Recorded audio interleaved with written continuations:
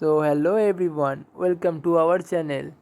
সামনেই 15ই আগস্ট চলে এলো, আর এই দিনটাতে খাওয়া দাওয়া করে গান বাজনার সাথে নাচানাচি করতে করতে এরমভাবেই ঘুড়ি উড়িয়ে কাটানো হয় দিনটা। আর সামনেই চলে এলো আগের বছরের মতো এবছরেও আমরা ঘুড়ি ওড়াবো। তো আগের বছরের ঘুড়ি ওড়ানোর কিছু মুহূর্তগুলো তোমাদের সামনে নিয়ে এলাম, আর তোমাদেরও রিমাইন্ড করে দিই যে সামনেই ঘুড়ি ওড়ানোর দিন আসছে, সবাই রেডি হও। আর রাই ওই দিন বললো যে আমি ঘুড়ি ওড়াবো, 2-4টে ঘুড়ি কাটবো, কিন্তু 4টে না হোক 2টো তো কেটেছে। এই দিনটাতে সবাই যে যার মতন করে আনন্দ করে, ভারতবাসীর কাছে গর্বের দিন।